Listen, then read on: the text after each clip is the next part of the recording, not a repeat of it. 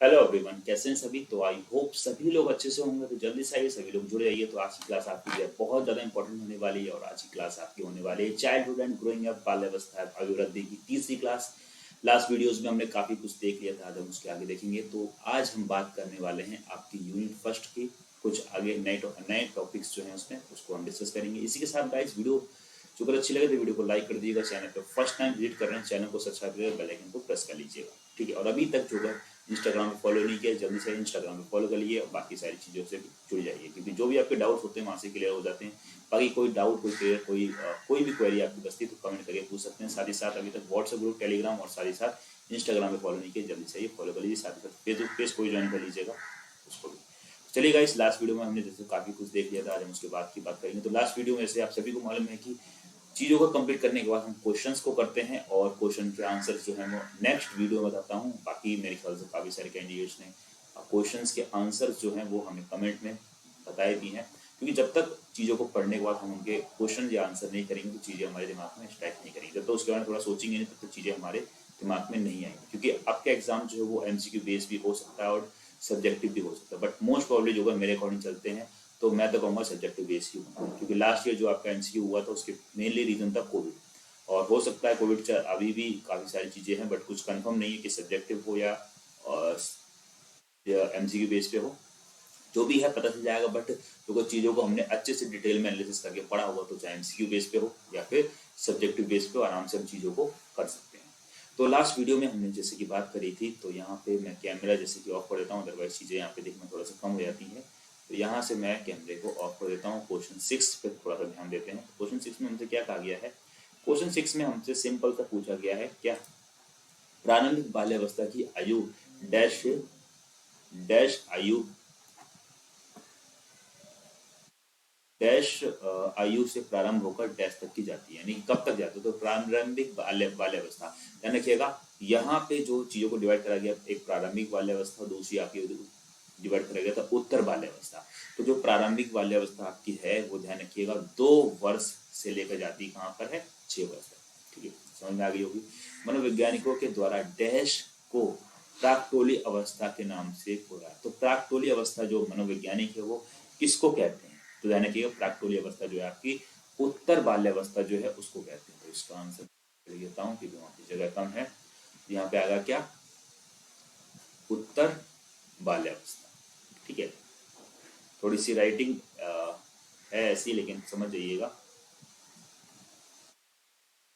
उत्तर बाल्यावस्था। Okay, next आगे बढ़ते हैं। क्वेश्चन 8 में कहा गया है क्या, बाल्यावस्था बाल्यावस्था 2 भागों में विभाजित किया जा सकता है। तो ठीक है, बाल्यावस्था को 2 में डिवाइड करा गया था। एक आपका प्रारंभिक बाल्यावस्था है, दूसरा आपका उत्तर बाल्यावस्था। तो ये कथन जो पूछा गया है सत्य है क्या, सत्य है। तो ये कथन आपका बिल्कुल सत्य है। कौन कौन 2 पार्ट डिवाइड करा है तो ये भी हमने बता दिया। पहला प्रारंभिक बाल्यावस्था है, दूसरा उत्तर बाल्यावस्था है। 9th क्वेश्चन की बात करते हैं। उत्तर बाल्यावस्था, अब हमने कहा उत्तर बाल्यावस्था 2 वर्ष से प्रारंभ होकर 6 वर्ष तक की आती है। तो भाई 6 वाले क्वेश्चन में हमसे यही पूछा गया था कि ये 2 वर्ष से लेकर किस टाइम तक जाती है। तो यहाँ से आप चीज़ों का अंदाजा लगा सकते हैं कि 2 वर्ष से 6 वर्ष जो है किसमें आती है, प्रारंभिक बाल्यावस्था में। तो ये जो आपका कथन है वो आपका असत्य है, यानी कि ये होगा नहीं, सत्य नहीं है, ठीक है। नेक्स्ट 10th की बात करते हैं। बाल्यावस्था बालक के निर्माण का काल कहलाता है। तो ये जो कथन है वो सत्य है कि, तो ये कथन आपका बिल्कुल सत्य है। तो इसका राइट आंसर जो है आपका सत्य हो जाएगा, ठीक है। नेक्स्ट आगे के टॉपिक्स को देखते हैं। अब यहाँ पे बात करी गई है बाल्यावस्था का प्रत्यय। अब बाल्यावस्था का एक्चुअली में प्रत्यय क्या होता है, क्या मतलब है इस चीज का, ठीक है, ये पूछा जा रहा है कि क्या इस चीज का तात्पर्य है। तो यहाँ पे बात करते हैं। सामान्यता विकास की शैशवावस्था और प्रौढ़ावस्था के बीच की अवस्था होती है। अगर कई सामान्यतः जो शैशवावस्था है और जो प्रौढ़ावस्था उसके बीच की अवस्था जो होती है बाल्यावस्था कहलाती है, बिल्कुल ठीक है। अगर हम भारत की प्राचीन संस्कृति परंपरा को देखें तो पाए कि बाल्यावस्था 6 वर्ष की आयु से प्रारंभ होकर 12 वर्ष आयु तक मानी जाती थी, बिल्कुल बात सही है, ठीक है। ये सारी चीजें जो है हमने किसमें, कंटेम्प्रेरी इंडिया एजुकेशन की जो वीडियोस है उसमें पढ़ा रखा है मैंने, ठीक है।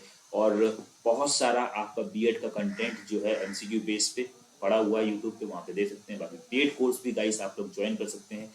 पेड कोर्स की जो मैं बात करता हूँ तो पेड कोर्स में आपको क्या क्या चीज़ें मिलने वाली उसको थोड़ा सा मैं बता देता हूँ जो चीज़ों को हमने बात करी है। तो यहाँ पे जो अगर बात करता हूँ इसमें जो आपका ऑफर चल रहा है बीएड फर्स्ट ईयर का, ठीक है, जिसमें 50% आपको देखने को मिलेंगे, जिसमें लाइव क्लासेस, पीडीएफ रिकॉर्ड और बहुत सारी चीज़ें। इसमें जो मेन चीज़ मैं आपको बताऊंगा वो बताऊंगा प्रीवियस ईयर क्वेश्चंस को हमने टाइट करके चीज़ों को बताया है, ठीक है। तो यहाँ पे अभी आप एनरोलमेंट करते हैं तो 50% ऑफ देखने को मिलेगा सिर्फ 999 रुपीज़ में। ये ऑफर सिर्फ और सिर्फ मैं आपको बता दूँ 31 दिसंबर तक ही आपका ये ऑफर वैलिड है। 1 जनवरी को ये ऑफर नहीं रहेगा, देन आपको पूरा पेड करना पड़ेगा। लिमिटेड सीट्स हैं, जिन लोग को एनरोलमेंट करना है जल्दी से एनरोलमेंट कर लीजिएगा, ठीक है। और यहाँ पे मैं आपको बता दूं जो हमारा ऑफिशियल नंबर, कोई भी डाउट कोई भी क्वेरी हो किसी भी तरीके की तो आप हमारे इस ऑफिशियल नंबर पे कांटेक्ट कर सकते हैं 989797 चलिए फिर आगे चीज़ों को देख लेते हैं।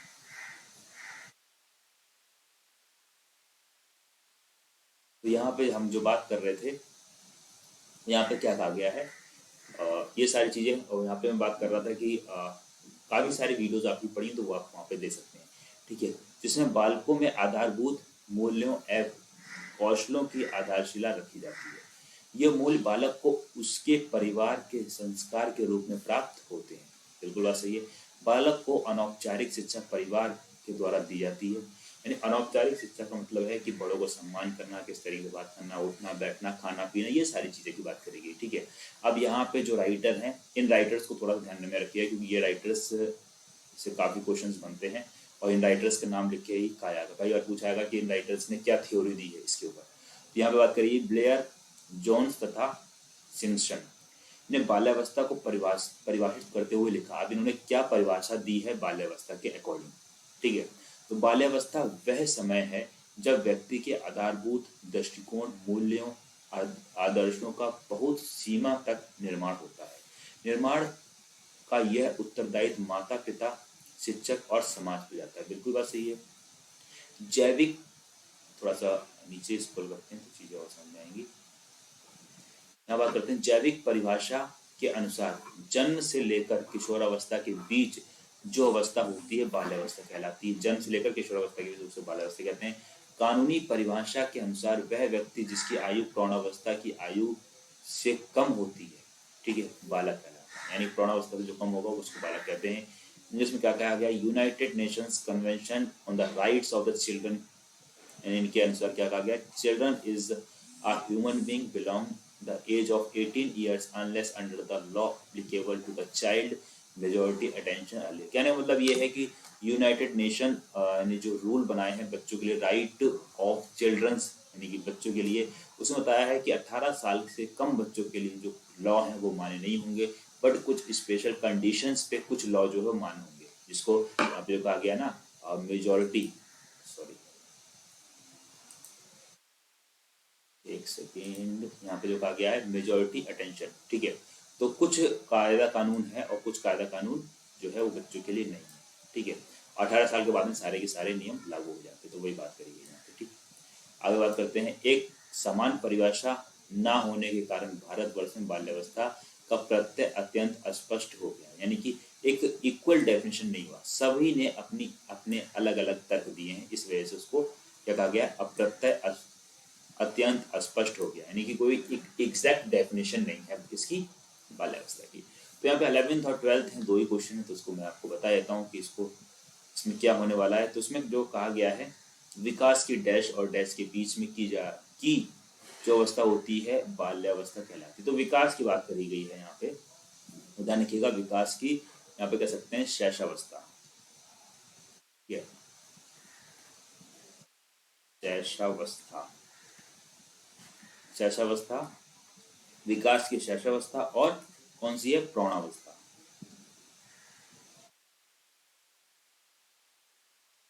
विकास की शैशवावस्था और प्रौढ़ावस्था के बीच की जो अवस्था होती है बाल्यावस्था कहलाती है। बिल्कुल बात ठीक है।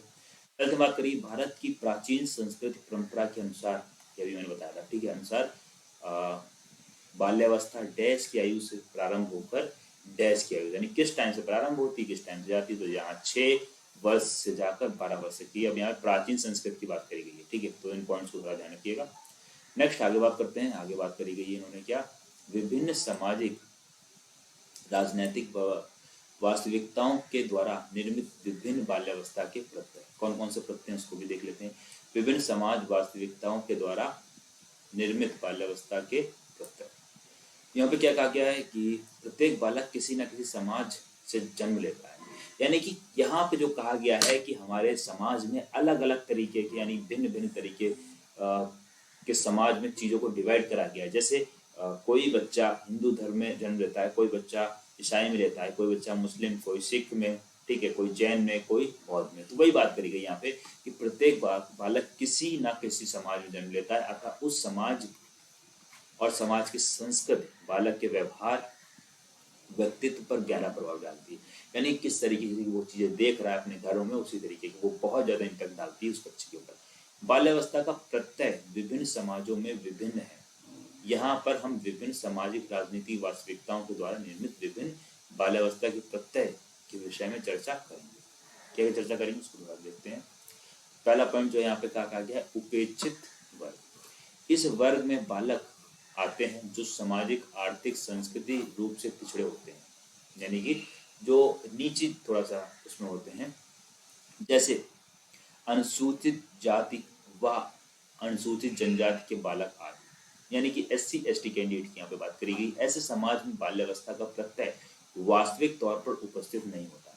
कहने का मतलब ये है कि वहाँ के उस टाइम के जो लोग हैं वो उतना एजुकेटेड नहीं है, वो बात करी गई यहाँ पे। ऐसे बालक प्रायः गरीब एवं वंचित परिवार से होते हैं। वही बात करी गई है कि गरीब होते हैं सारे बंधन, उन्हें परिवार भी नहीं होता, किसी की माँ है तो किसी पापा नहीं, इस तरीके की चीजें बात करी गई है। अतः इन बालकों को अपने परिवार की आर्थिक मदद करने की हेतु बाल श्रम के रूप में किसी दुकान या फैक्ट्री में काम करना पड़ता है। अब यहाँ पे क्या होता है कि उनकी घर की कंडीशन ऐसी कि बच्चा 6 या 7 साल का हुआ और उनके घर पे खाने के लिए नहीं, तो बच्चा खुद निकल जाता है कमाने के लिए। तो वो बच्चा जो है वो 6 साल में ही बड़ा हो जाता है, एक तरीके से कह सकते हैं। इन बालकों की स्कूल एवं शिक्षा के प्रति मनोवृत्ति नकारात्मकता होती है, क्योंकि उन्होंने उस चीज को देखा ही नहीं कि वो लोग उस चीज को अफोर्ड ही नहीं कर सकते। इनकी संवेगात्मक समस्या गंभीर होती है, ठीक है। जिस इंसान के पास खाने के लिए नहीं है तो वो स्कूल क्या जाएगा, स्कूल की फीस कैसे फुल करेगा, वही बात करेगी। स्कूल में इनका नामांकन दर कम तथा उच्च ड्रॉप आउट रेट रहता है। जो वो स्कूल में नाम लिखवा भी लेते तो वहां पहुंच नहीं पाते। इन बालकों में साधारण आकांक्षा होती है, वह हीन भावना पाई जाती है। इनमें अभिप्रेरणा का नितांत अभाव होता है तथा दूरदर्शिता की कमी पाई जाती है। दूरदर्शिता की कमी पाई जाती है। ऐसे बालक अनौपचारिक भाषा का प्रयोग करते हैं, वे इनकी भाषा स्पष्ट होती है, यानी कि ये लोग गाली गलौज का भी प्रयोग करते हैं और जो बोलते हैं बिल्कुल स्पष्ट रूप से बोलते हैं, ठीक है। लिंग दृष्टिकोण, अब यहाँ पे लिंग भेद की बात करी गई है, यानी कि मेल फीमेल और आज के टाइम पे ट्रांसजेंडर और सारी चीजें, ठीक है। हमारे समाज में बालक और बालिका में भेद करना एक पीढ़ी से दूसरी पीढ़ी तक निरंतर चला आ रहा है। यानी कि एक टाइम ऐसा था जहाँ पे सिर्फ लड़कों को ही शिक्षा दी जाती थी। अब आज के टाइम पे काफी सारी चीजों को चेंज कराया गया, तो वही थोड़ा सा बात करेंगे उसके बारे में। यद्यपि भारतीय संविधान में पुरुष व स्त्री को समान अधिकार दिए गए हैं, फिर भी भारतीय समाज में लिंग भेद विद्यमान है। आज भी उसमें लिंग भेद चलता है। हमारे समाज में एक बालिका की बाल्यावस्था का प्रत्यय एक बालक की बाल्यावस्था का प्रत्यय से भिन्न होता है। बिल्कुल बात सही कही गई है। भारतीय समाज में बालकों को बालिकाओं की तुलना में हर क्षेत्र में प्राथमिकता दी जाती है। बालक यानी जो बॉयज उनको ज्यादा प्रायोरिटी दी जाती है।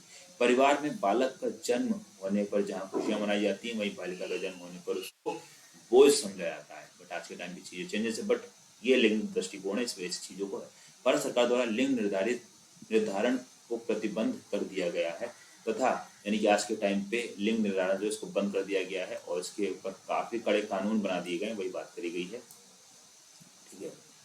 आगे बात करते हैं। कानूनी तौर पर अपराध है, फिर भी कुछ चिकित्सकों की मदद से माता पिता जन्म से पूर्व लिंग निर्धारण कराकर बालिका को जन्म से पहले गर्भ में ही समाप्त कर देते हैं। तो अल्ट्रासाउंड वगैरह करा के पता चल जाता है और जो उन्हें लगता है फीमेल है तो वो लोग वहीं पे मार देते हैं, मरवा देते हैं। तो वही बात करेगी 2011 की जनगणना के अनुसार लिंग अनुपात 1914 महिलाएं हैं, जो कि 2001 की जनगणना के अनुसार 1927 महिलाएं या फिर था। इसी प्रकार वर्ष 2011 की जनगणना के अनुसार पुरुष की साक्षरता यानी कि मेल की साक्षरता दर जो थी वो कितनी थी 82.14%, वहीं महिला की साक्षरता दर सिर्फ 65.46%। क्योंकि अधिकांश माता पिता आज भी बालिकाओं को पराया धन समझते हैं और उन्हें कोई लाभ नहीं होगा ऐसा सोचकर बालिका की शिक्षा पर व्यय करना व्यर्थ है, यानी कि उनको एजुकेशन नहीं दिलाते। हमारे समाज में जहाँ बालक पढ़ने के लिए स्कूल भेजा जाता है वहीं बाल्यावस्था से ही बालिकाओं से यह अपेक्षा की जाती है कि वे घर के काम जैसे खाना बनाना, कपड़े धोना, इन सारी चीजों को करना शुरू कर दें। ठीक है, अपने छोटे भाई बहन की देखभाल करना आदि कार्यों में अपने माता पिता की मदद करें। अतः इसी भेदभाव के कारण बालिकाओं में व्यक्तित्व का समुचित विकास नहीं हो पाता, वे उनमें आत्मविश्वास की कमी रह जाती है। परिवार द्वारा किए जाने वाले इस लिंग भेद के कारण ही बालिकाओं का नामांकन दर, ड्रॉप आउट रेट बालिकाओं की तुलना में बहुत ज्यादा होता है तथा बालिका न केवल शिक्षा के अधिकार में से वंचित रहती हैं बल्कि अनेक स्वास्थ्य संबंधी समस्याओं से भी ग्रस्त हो जाती है, जैसे अनीमिया, कुपोषण आदि। ठीक है, नेक्स्ट बात करते हैं विकलांग बालक। विकलांग बालक में क्या कहा गया, यानी कि जो दिव्यांग, आज के टाइम पे विकलांग शब्द को हटा के यहाँ पे दिव्यांग शब्द यूज करते हैं, दोनों ही यूज कर सकते हैं। और एक चीज और बता दूं, विकलांग जो किसी को बोल दिया, कोई अपाहिज उसको आप जो विकलांग बोलते हैं तो वो केस भी कर सकता है, इसलिए उसको दिव्यांग कर दिया गया है। ठीक है, इस श्रेणी में प्रायः मानसिक रूप से मंद बालक, दृष्टि दोष से ग्रस्त बालक, भाषा दोष से ग्रस्त बालक, श्रवण संबंधी दोष से ग्रस्त बालक, अतः यानी कि कुछ न कुछ कमियां होती बच्चे में। इन बालकों के लिए बाल्यावस्था का प्रत्यय सामान्य बालकों की तुलना में भिन्न होता है। ऐसे बालकों के लिए अनुपयुक्त आत्म संप्रत्यय विकास हो जाता है, जिसके कारण उन्हें व्यक्तित्व का विकास अवरुद्ध हो जाता है। साथियों के द्वारा मजाक उड़ाए जाने के कारण ऐसे बालक हीन भावना से ग्रस्त हो जाते हैं, यानी कि नफरत करने लगते हैं। ठीक है, ऐसे बालकों को सामान्य कक्षा से अलग रखा जाता है, जिसमें उनमें अवांछित सामाजिक शील गुण विकसित होने की संभावना दी जाती है, यानी एक तरीके से मोटिवेट करके चीजों को आगे बढ़ाया जाता है। ठीक है, फोर्थ पॉइंट बात करेगी मानसिक रूप से मंद बालकों में शारीरिक कद समान रूप की तुलना में थोड़ा सा चेंजेस आते हैं रहते हैं इसमें। समान बालक की तुलना में बौद्धिक क्षमता कम रहती है। ऐसे बालक समाज एवं परिवार के लोगों के साथ समायोजन नहीं कर पाते। ऐसे बालकों का संवेगात्मक विकास अनुपयुक्त होता है तथा भाषा विकास भी बहुत कम हो पाता है, यानी कुछ ही शब्द रहते हैं और सही से बोल नहीं पाते, सारी बात करेगी। इन बालकों को उचित अनुचित का ज्ञान नहीं होता है। इनमें आत्मविश्वास, आत्मनिर्भरता की कमी भी देखी गई है। ठीक है, बात करते हैं दृष्टि दोष से ग्रस्त, यानी कि जिनको जो देख नहीं पाते बालक, उनकी बात करी गई है। जो देखने वाले दृष्टि से दो वर्गों में रखा गया है, अंधे बालक, ठीक है, निम्न दृष्टि वाले बालक। तो एक होता है कि अंधे जो बिल्कुल नहीं देखते, एक होता है निम्न यानी कि जो थोड़ा बहुत हल्का फुल्का देख सकते हैं। अंधे बालक या तो जन्म से ही अंधे होते हैं या जन्म के बाद किसी बीमारी या दुर्घटना के कारण हो जाते हैं। वे अंधेपन का शिकार हो जाते हैं। दृष्टिदोष ग्रस्त बालकों की सीखने की क्षमता प्रभावित होती है। अंधे बालकों को विशेष पद्धति द्वारा ही पढ़ना लिखना सिखाया जाता है। ठीक है, लेकिन निम्न दृष्टि वाले बालकों की समस्या अंधे बालकों की तुलना में अधिक गंभीर होती है। जिनको थोड़ा बहुत दिख सकता है उनकी समस्या और ज्यादा गंभीर होती है। ठीक है, उसको थोड़ा समझते हैं।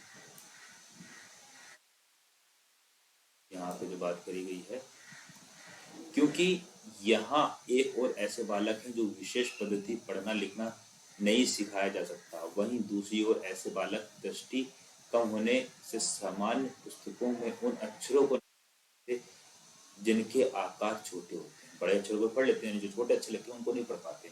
भाषा दोष से ग्रस्त बालकों को कई वर्गों में रखा जा सकता है, जैसे गूंगे बालक, उच्चारण संबंधी दोष बालक, आवाज संबंधी दोष बालक, प्रवाही संबंधी दोष बालक वाले बालक, व्याख्याहीन संबंधी दोष वाले बालक, भाषा संबंधी रोग से ग्रसित दोष बालकों की शैक्षिक उपलब्धता एवं सामाजिक विकास प्रभावित होता है। ऐसे बालकों में स्कूल में समायोजन संबंधी कठिनाई होती है।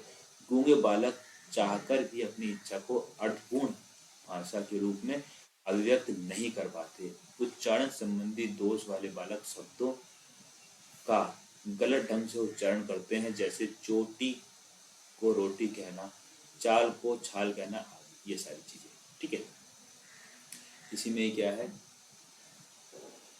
आवाज संबंधी दोष वाले बालक नाक में बोलते हैं या उनकी आवाज कर्कश होती है, थोड़ा अजीब सी होती है। ठीक है, प्रवाही संबंधी दोष वाले बालक बोलने में हकलाते हैं, जबकि व्याख्यान संबंधी दोष वाले बालक कुछ खास शब्दों में बोलने में कठिन अनुभव करते हैं, कुछ खास शब्द होते हैं जिनको नहीं बोल पाते हैं या इसमें हकलाते हैं।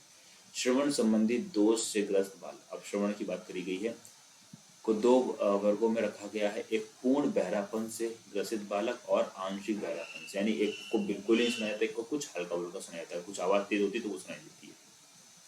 पूर्ण बहरापन से ग्रसित बालक विशेष प्रवर्धन के प्रयोग के बाद भी कुछ नहीं सुनते। ठीक है, जिन्हें कुछ भी नहीं सुनाया था, कुछ भी कितनी भी तेज आवाज लगा लो कुछ नहीं सुनाई देगा। दूसरी ओर भाषा नहीं समझ पाते, जबकि आंशिक बहरेपन से ग्रसित बालक प्रवर्धन का प्रयोग करके बोली को समझ लेते हैं, यानी कुछ मशीन वगैरह का यूज करके चीजों को समझ सकते हैं। ठीक, यदि इनसे ऊंचे स्वर में बोला जाए तो भी ये सुन लेते हैं, या फिर तेज चिल्ला के बोला जाए तो ये सुन लेते हैं। ठीक है, अब यहाँ पे कुछ प्रश्नों की बात करी गई है, तो इन प्रश्नों को देख लेते हैं। इसमें कहा गया है 13 में, हमारे समाज में बालिका एवं बालक की बाल्यावस्था का प्रत्यय एक समान है। हमारे समाज में लड़का लड़की दोनों का प्रत्यय जो एक समान रखा गया, ये कहानी कथन जो है वो सत्य है कि असत्य है। तो अब जो है इस चीज को हम जो ऊपर यहाँ पे हम अपनी थिंकिंग अकॉर्डिंग नहीं चलेंगे, जो किताबों में लिखा उसके अकॉर्डिंग, जो ऊपर पढ़ा उसके अकॉर्डिंग ये था कि ये जो कथन जो है आपका वो असत्य है। ठीक है, दोनों को समान नहीं माना गया है। 14 में, मानसिक रूप से मंद बालकों में सामान्य बालकों की तुलना में बौद्धिक क्षमता अलग होती है। बिल्कुल बात सही, मानसिक रूप से मंद बालक जो है और सामान्य बालकों की तुलना में बौद्धिक क्षमता कम होती है। तो मानसिक रूप से जो मंद होते हैं, यानी कि कम चीजों को समझ पाते हैं, तो उनका क्या होता है, बौद्धिक क्षमता थोड़ी सी कम होती है। ये कथन जो है आपका बिल्कुल सत्य है। 15 की बात करते हैं। 15 में क्या कहा गया है, श्रवण संबंधी दोष से ग्रसित बालकों को 3 वर्गों में रखा गया। कहा गया श्रवण, ध्यान रखिएगा सारी चीजों को दो चीजों में रखा गया, तो ये भी कथन आपका असत्य हो जाएगा। ठीक है, सत्य नहीं है। इसी के साथ आगे बढ़ते हैं और आगे देखते हैं क्या बात करी गई है। तो यहाँ पे विभिन्न राजनीतिक वास्तविकताओं के द्वारा निर्मित बाल्यावस्था के प्रत्यय की बात करी गई है। ठीक है, तो यहाँ से चीजों को अब हम नेक्स्ट वीडियो में देखेंगे। और इसी के साथ गाइस, वीडियो अच्छी लगे तो वीडियो को लाइक जरूर कर दीजिएगा। बाकी चैनल पे फर्स्ट टाइम विजिट किया है, चैनल को सब्सक्राइब करके बेल आइकन को प्रेस जरूर कर दीजिएगा। ठीक है, बाकी कोई डाउट हो, कोई क्वेरी हो आपकी, तो बाकायदा कमेंट करके पूछ सकते हैं। और अभी तक व्हाट्सएप ग्रुप, इंस्टाग्राम को फॉलो नहीं किया है, साथ ही साथ फेसबुक ग्रुप और टेलीग्राम को ज्वाइन नहीं किया, जल्दी से ही ज्वाइन कर लीजिएगा। जो भी आपके डाउट, जो भी पीडीएफ वगैरह फ्री कंटेंट है वो आपको यहीं पे मिलेगा। बाकी पेड के लिए आपको पेड करना पड़ेगा, जिसको मैंने आपको बीच में बता ही दिया है। बाकी फिर भी कोई डाउट बचता है तो पर्सनली मेरे से बात कर सकते हैं, इंस्टाग्राम पे मैसेज करते हैं। फिर मिलते हैं नेक्स्ट वीडियो में, तब तक के लिए thanks for watching, have a nice day. जय हिंद, जय Bharat, love it my dear friends, thanks so much all of you, take care and